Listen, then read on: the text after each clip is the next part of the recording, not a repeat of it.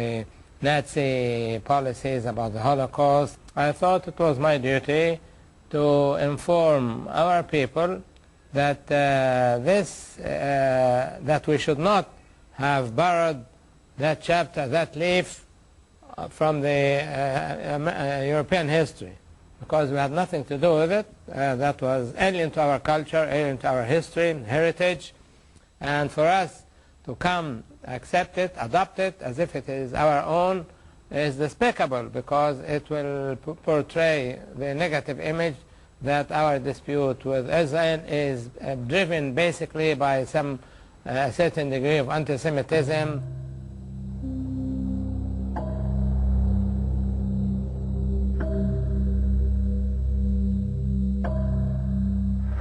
Thinking about it, it seems to me that the Egyptian government is now making a very big effort to sort of row back from the substantial amount of anti-Semitism contained within the Egyptian press.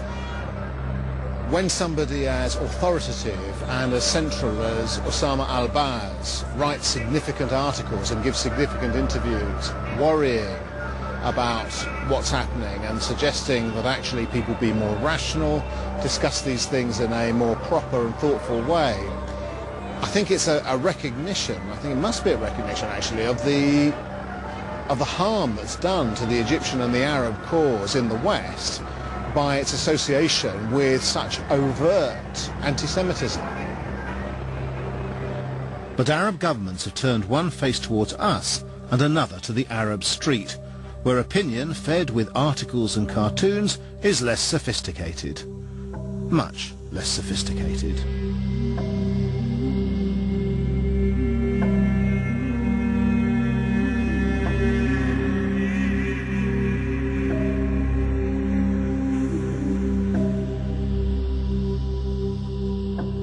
Outside the ministries, the protocols are widely available.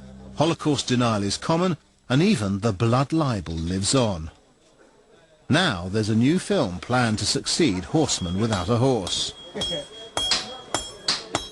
It's linked to the story in this book, The Martyrs of Zion, by, as it happens, the Syrian Defence Minister Mustafa Tlass. The book is a repetition of the notorious Damascus blood libel of 1840. In that year, Jews, including a David Harari, were charged with murdering a kindly Christian priest, Father Toma, and mixing his blood with the Passover biscuits or matzahs. But the film's producer, Munir Radi, says his version is different. It's about harmony between religions, and it will be Egypt's answer to Schindler's List. اللي أنا عايز أقوله إنه قائمة شندلر إنه الدعاية الصهيونية قامت بعمله أو جهة ما قامت بعمله. أنا بقول إن أنا في سبيل عمل فيلم عن الفلسطينيين وسميته قائمة هراري. ما المقصود بقائمة هراري؟ قائمة هراري هو عبارة عن في سنة 1840 في المدينة القديمة في دمشق. وهم إنجليز مش كده؟ As he told his story, it dawned on me what Radi was saying. While he claimed his film was nothing to do with the disgusting Damascus blood libel, it shared the same characters, the same wicked Jew Harari who murders the same innocent priest. But his story had mutated into a piece of pseudo-history. وفجأة ظهر الهراري هو الرجل الصهيوني العنصري اللي بدأ يجمع اليهود الموجودين في دمشق القديمة ورحلهم إلى فلسطين، أرض فلسطين. أنا بقول إنه إن في هذه الفترة هي كانت بداية التفكير في الدولة الإسرائيلية. ده بداية التفكير، يعني الخطوة أو الخلية الأولى لتكوين الدولة الإسرائيلية في فلسطين من هذا المكان. Radi's story is the blood libel, but he's exchanged the Jews who kill for blood with the Zionists who kill for Palestine. Actually, there were no Zionists in 1840. Even so, I question whether this is the same kind of murderous racism that fueled European anti-Semitism. In the Middle East, I found a confused hatred for Jews that was usually linked to the battle over Palestine. And in Tel Aviv, I found an echo to my questions. At the university, Esther Webman showed me some of their Nazi memorabilia. Some of the same anti-Semitic imagery is now evident in the Arab world. But does it mean the same? When I put this to Esther, I get a surprising answer. I constantly debate with myself whether this Islamic or Arab anti-Semitism is really racist or is driven by racism.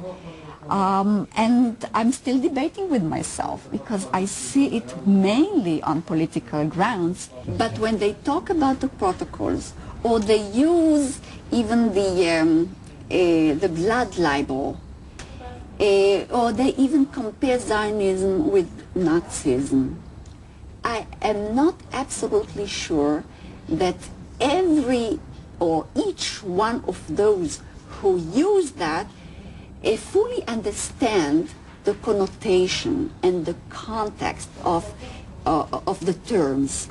And that's why I have my own debate, and I'm trying all the time to assess whether it is anti-Semitic in the way anti-Semitism is known in the West, or it is a different kind of anti-Semitism.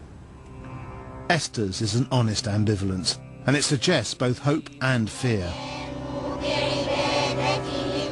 Hope in that the message of the Prophet is not inevitably anti-Semitic.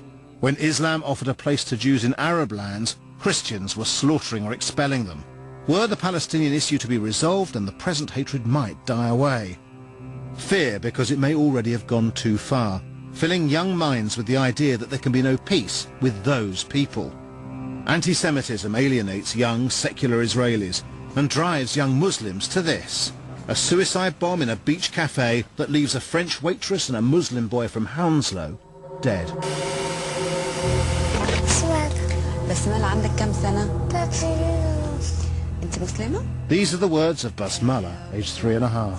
تعرفي اليهود؟ بتحبيهم؟ لا ما بتحبيهمش ليه؟ كده. عشان هم إيه؟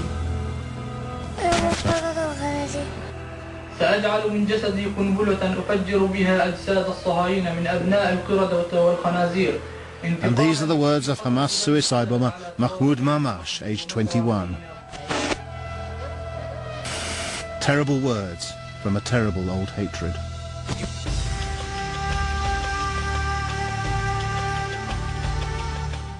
Tell us what you think about this or any other program on any television channel by logging on to channel4.com/thinktv.